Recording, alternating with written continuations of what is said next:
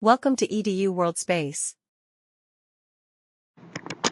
So in this video, we're going to work through problem 102 from chapter 20, which asks us what is the molecular structure for each of the following molecules or ions. So for each of these, we'll draw the Lewis structure and then identify what molecular geometry that corresponds to. So in A, we have OCl2. So we know that our oxygen brings 6 valence electrons and each of our chlorine atoms brings 7 valence electrons. So we have a total of 20 electrons to work with.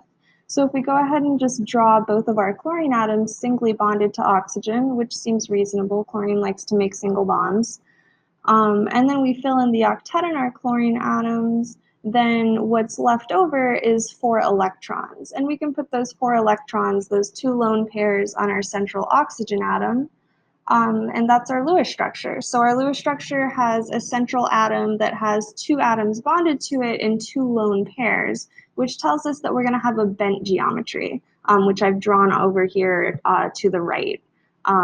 So in this geometry, if we were counting electron pairs as substituents, you would say it's a tetrahedral geometry, but since only 2 of the substituents are bonded atoms, we have a bent geometry.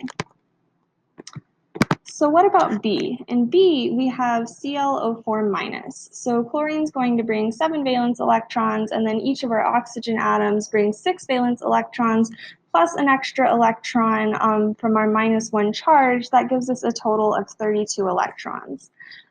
So what happens if we just singly bond each oxygen atom to our central chlorine atom and then fill in our octet? What happens is each of our oxygen atoms will have a -1 formal charge, and our chlorine atom will end up with a +3 formal charge. So that's not a very good Lewis structure. So instead of doing single bonds, let's try double bonds. So if we double bond all of our oxygen atoms to our chlorine atom and then give each of them lone pairs, then oxygen has a formal charge of 6. That's a formal charge of 0. That's 6 valence electrons minus 4 electrons that are in lone pairs minus half of the bonded electrons, that's 2. So that's a formal charge of 0. And if we were to do that to the last oxygen atom as well, that would have a formal charge of 0, but then our central chlorine atom is going to have a formal charge of -1. So we have a choice of whether we put this formal charge of -1 on our chlorine atom or on our oxygen atom. But in this case, we're going to put it on our oxygen atom rather than on our central atom. So that's where our -1 charge falls. So this has an overall charge of -1. So our Lewis structure showed that we had 4 bonded atoms around our central atom plus 0 lone pairs. So that gives us a tetrahedral geometry. So in C, we have ICl5. So each of our halogens in this formula is going to bring 7 electrons. So we have a total of 42 electrons.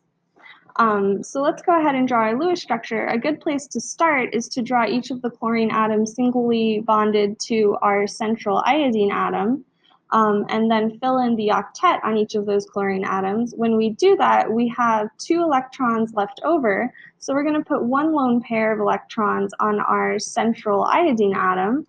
And so then our Lewis structure has 5 bonded atoms around our central atom and 1 lone pair of electrons. That would imply a square pyramid geometry. So what does that look like? That looks like 1 chlorine atom bonded above the iodine atom and the other 4 chlorine atoms bonded in a square around the iodine atom. And then our lone pair of electrons goes below the iodine atom. So if we were counting that lone pair of electrons as a substituent, you might call this an octahedral geometry, but since only 5 of our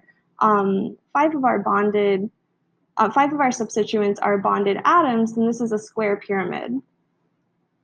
So the last one we have is PF6-. So we have 5 electrons from phosphorus and 7 for each of our fluorines, plus an extra 1 from our -1 charge. That gives us a total of 48 electrons. So what happens if we just singly bond each of our fluorines to our phosphorus and then fill in the octets? Well, that actually uses up all of our electrons. So that's our Lewis structure. So we have 6 bonded atoms around our central atom and 0 lone pairs, so that implies an octahedral geometry. So what does that look like? It looks like a fluorine atom above phosphorus and a fluorine atom below, and then a square